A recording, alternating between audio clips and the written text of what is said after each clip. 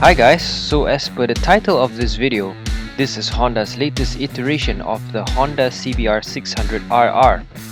Although recently Honda went crazy with putting 3 Rs on its latest liter bike homologation CBR1000RR-R, anything with a double R at the end of its name still indicates something fast, racing related, as traditionally the RR means race ready for Honda. Before we do a walk around of the bike and talk about its updates and features, let me get you pumped up by showing you what it sounds like.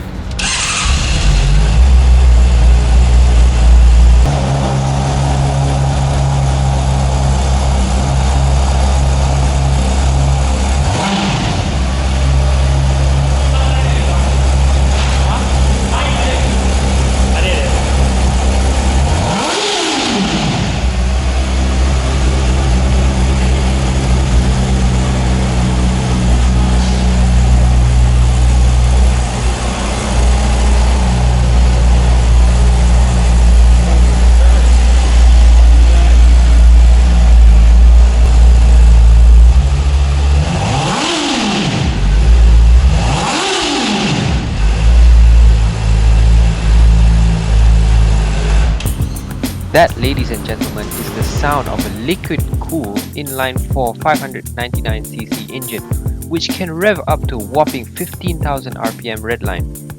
Having owned a 600cc superbike myself, which was the Suzuki GSXR 600 K8 version, if you were wondering, I just love the way these things scream. 600cc superbikes are a rare breed, and this Honda is probably a last of its kind, as other manufacturers of whom are met with tightening emission regulations are slowly increasing capacity. So let's quickly cover the spec for this bike.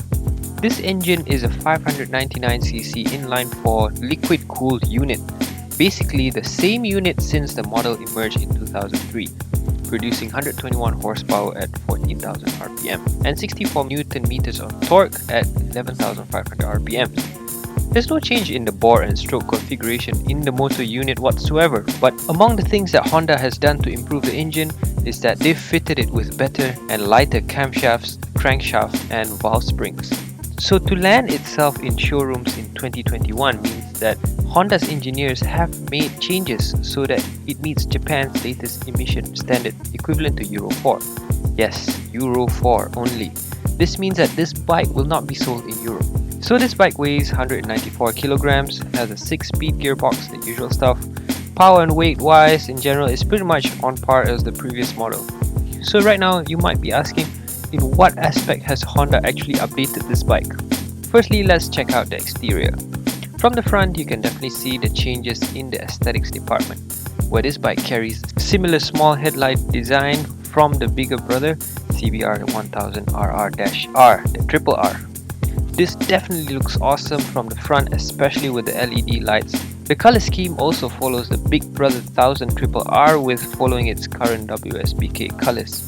Looks amazing in my opinion. Nothing to complain about from the front.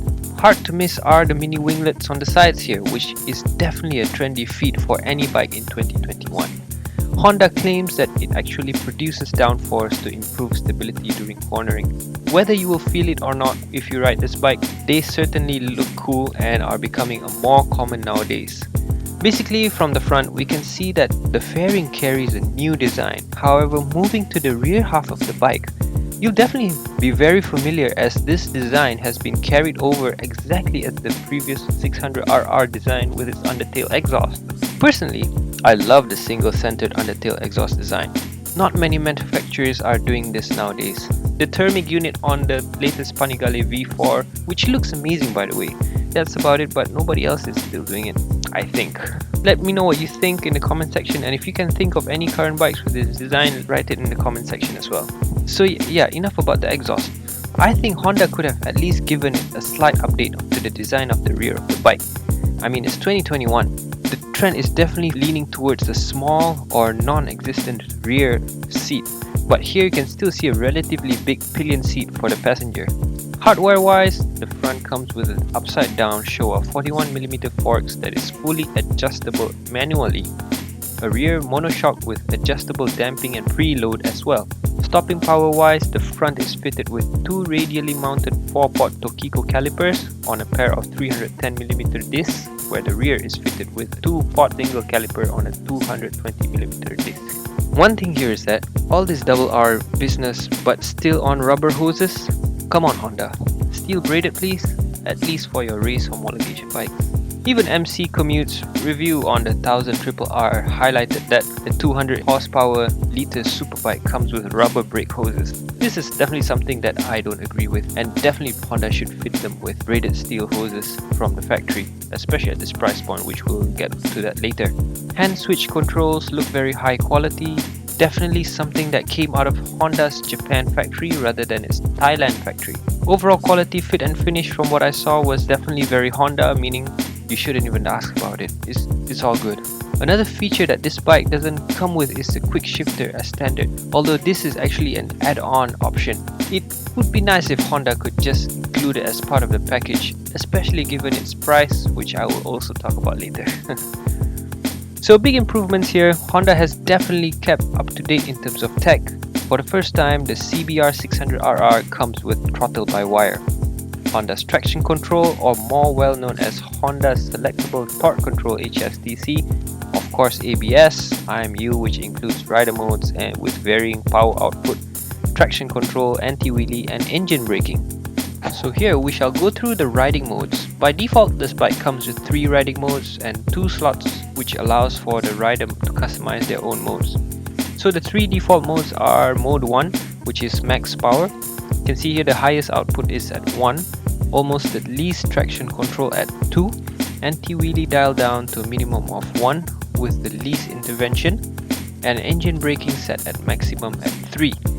This is a setting suitable for track use or if you're in the mood to really wring the neck of this bike. So next is Mode 2.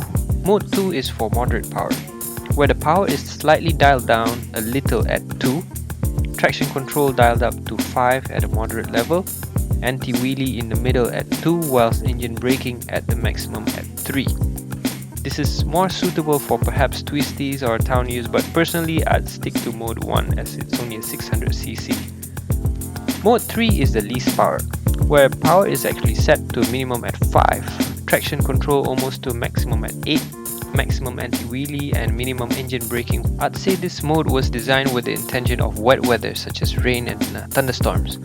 But with a 600cc Superbike, I'm pretty sure that you don't get that much torque and you can control the amount of output using your right hand. Probably you'll do fine in the rain on moderate power. This is probably a setting you put on for lending your bike to your reckless friend or inexperienced friend, that is. Next is the customizable modes, where you get 5 different settings you can dial, with the power being 1 being the maximum and 5 minimum. Next, you can set the traction control, where there are 9 different levels of intervention, with 1 being the least intervention and 9 being the most.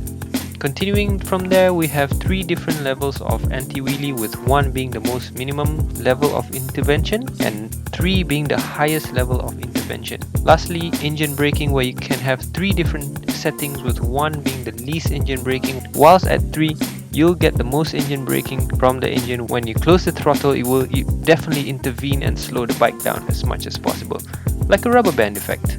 So in my past experience owning a GSXR600, that bike has power modes, but I never really bothered with it, as the bike didn't have a huge amount of torque down low in the revs. You can't accidentally wind up the power. You really need to mean it to get the power out of it. So I rode it on the highest power setting all the time when I owned it and got used to that. So lastly, let's talk about the price. Here in Malaysia, this bike is a shy under 100,000 ringgit before insurance and road tax, which means that it's going to be above 100,000 ringgit after road tax and insurance. For non-Malaysian viewers, that's around 25,000 US dollars, and yes, that is a lot of money for this bike. To put into perspective, from this showroom you can probably get both a Honda CBR650R and a CB650R, fit both bikes with an Akrapovic. The price is as such because of the Malaysian tax for goods made in Japan versus goods made or assembled in Thailand, as this CBR600RR is made in Japan, so hence the hefty tax on this particular model. However, this bike is of a different breed and is probably the last of its kind. It'll probably be a classic. This one here, as of my recording here, is not yet sold. So if you're in Malaysia, you're interested in this bike, actually on any Honda bikes, please contact Mr. Farhan. This is him and his contact details. I'm pretty sure he'll be more than happy to assist you on finding the right bike or to answer any questions that you have. So what do I think about this bike? Well, 600 Supersports hold a special place in my heart, being a former Gixxer 600 owner. I love how it revved like an F1 car, very agile in terms of handling. I remember it handled like it was on rails on the mountainside roads and definitely puts you in that aggressive attacking stance. Given the update on electronics, it will definitely be an awesome bike. And with that looks as well, love the way it looks, especially with the little winglets on the side. Really cool. Some things I don't like about this bike is the rear design. Although I love the undertail exhaust design, I wish it came with a smaller, or it just came with a seat cowl instead of a seat, since it's an RR model, race ready bike so to speak. Other than that, it's a special bike. If you have the means for it, definitely it's a keeper and it's a last of its kind. So if you're still here in the video with me, thank you for sticking around. I think we owe it to ourselves to listen to the bike once more.